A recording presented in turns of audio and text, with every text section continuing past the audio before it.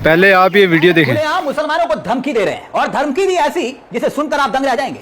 एक पूरी कौम को मन से खुलेआम धमकी भारत की राजनीति का अब नया दस्तूर बन चुका है। जानते हैं ऐलान क्या? ऐलान ये कि काम नहीं करूंगा मुसलमानों का, एक रत्ती भर काम नहीं करूंगा, डर के रहना होगा। मोदी जी के विधायक खुलेआम मन से कह रहे हैं मुसलमानों ने वोट नहीं किया तो फिर मैं काम क्यों करूं। बाबा भोलेनाथ को साक्षी मान के कहता हूं, एक काम उनका नहीं करूंगा आने वाले 5 साल में। एक सर्टिफिकेट इशू नहीं करूंगा उनके लिए, एक सर्टिफिकेट। किसी को, मेरा लाइफ चल रहा है, मुझे कोई फर्क नहीं पड़ता कि कौन क्या सोचेगा और कौन क्या बोलेगा। कोलकाता का यह मंच था जो आप देख रहे हैं।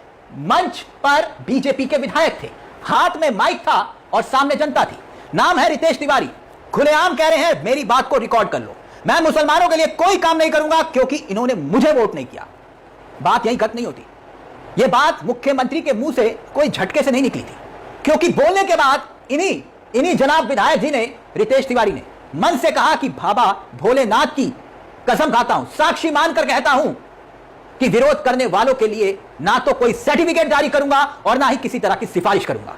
यानी मोदी जी के विधायक खुलेआम धार्मिक उन्माद के नाम पर एक दहशत फैला रहे थे, संविधान की व्यवस्था के लिए खतरा पैदा कर रहे थे उनके खुद के विधायक। सुनिए जरा। मैं शायद 1952 से मतदान आप शुरू हुआ 2026 तक इस मतदान, लगभग 74 साल के इस मतदान में मैं पहला विधायक हूं आपके इस क्षेत्र का जिसको एक भी मुसलमानों ने वोट नहीं किया।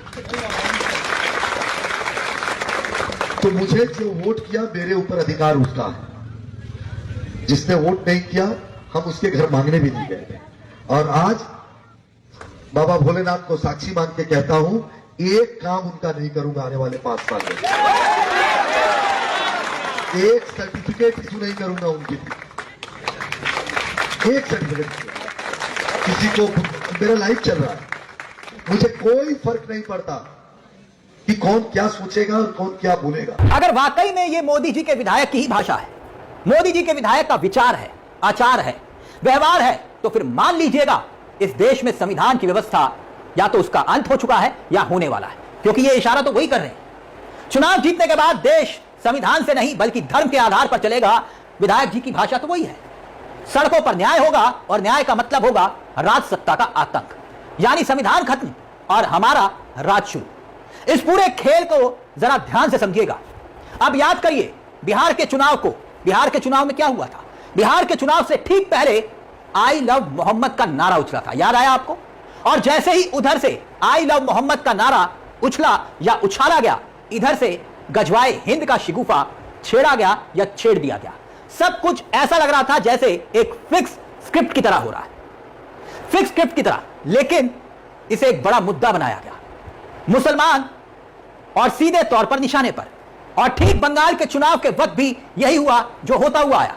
शुभेंदु अधिकारी पहले से ही इसी तरह के बयान दे रहे थे। और फिर रही सही कसर योगी आदित्यनाथ, मोहन यादव और असम के मुख्यमंत्री हेमंत बिस्व शर्मा की एंट्री ने पूरी कर दी। चुनाव पूरी तरह से हिंदू मुसलमान की पिच पर लड़ा गया। ममता बनर्जी को लेकर ना जाने क्या क्या कुछ नहीं कहा गया। अब संकेत बिल्कुल साफ है कि जो औजार का इस्तेमाल हर राज्य में हुआ अब बंगाल में भी होगा। यानी संदर्भ वही है जो विधायक जी कहना चाह रहे हैं, समझ लीजिए। मोदी जी कहते हैं सबका साथ सबका विकास, मैं मानता हूं उसको, क्योंकि मेरे नेता ने कहा। लेकिन साथ में उन्होंने इस चुनाव में एक और शब्द जोड़ के गए, सबका हिसाब होना चाहिए या नहीं होना चाहिए।